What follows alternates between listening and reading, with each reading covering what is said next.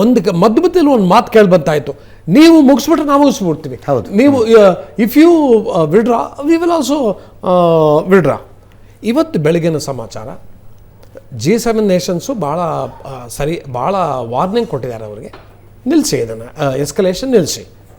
America Trump warning ಕೊಟ್ಟಿದ್ದಾರೆ. ಅವ್ರಿಗೆ ಭಾಳ ಚೆನ್ನಾಗಿ ಗೊತ್ತು ಇದು ನಿಲ್ಲಲ್ಲ ಅಂತ ಗೊತ್ತು. ಆದರೆ ನಾವು ಪಾಕಿಸ್ತಾನನ ಒಂದು ಸ್ಟೇಟ್ ಇದು ತೊಗೊಂಡೋಗಿ ನಿಲ್ಲಿಸ್ಬೋದು. ಅವ್ರಿಗೆ ಬೇರೆ ಯಾವುದೂ ಗತಿ ಇಲ್ಲದೆ ಅವರು ಆಲ್ರೆಡಿ ನೀವೇ ಮೀಡಿಯೇಟ್ ಮಾಡಿ ನಿಲ್ಲಿಸಿ ಅನ್ನುವಂಥ ಮಾತು ಅವ್ರ ಕೈಯಿಂದ ಬರೆಸ್ಬೋದು ಅಸೀಮು ನೀರನ್ನ ಬಿಟ್ಟು. That is possible. That is one of the ಇದು ಡಿಪ್ಲೊಮ್ಯಾಟಿಕ್ ಇದು ಸೊಲ್ಯೂಷನ್ಸ್. That is possible. ಅದಕ್ಕೆ ನಾವು ಹೇಳ್ತೀವಲ್ಲ, ಒಂದು ಹಾವಿಗೆ ಬರೀ ಬಿಟ್ಬಿಟ್ರೆ ಆಗಲ್ಲ, ಹಾವು ವಾಪಸ್ ಬಂದು ಕಚ್ಚತ್ತಲ್ಲ, ಹಾವು ಹೆಡೆನ ಹಿಡಿಬೇಕು.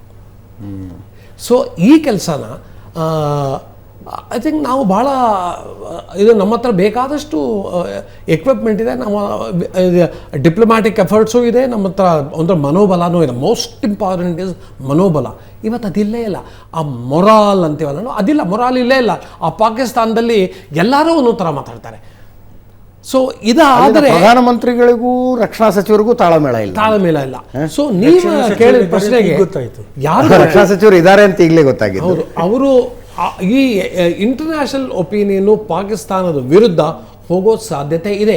ಇವತ್ತು ಈ ಇದನ್ನ ಕಾನ್ಫ್ಲಿಕ್ಟ್ ನಿಲ್ಲಬೇಕಾದ್ರೆ ಅದೊಂದೇ ಇದು ಸೊಲ್ಯೂಷನ್ ಉಳಿದಿರೋದು. ಇಂಟರ್ನ್ಯಾಷನಲ್ ಪ್ರೆಷರ್ ಯಾವ ಥರ ಬರಬೇಕು ಪಾಕಿಸ್ತಾನ್ಗೆ ಅಂದರೆ ಅವ್ರು ನಿಲ್ಲಿಸ್ಬೇಕು.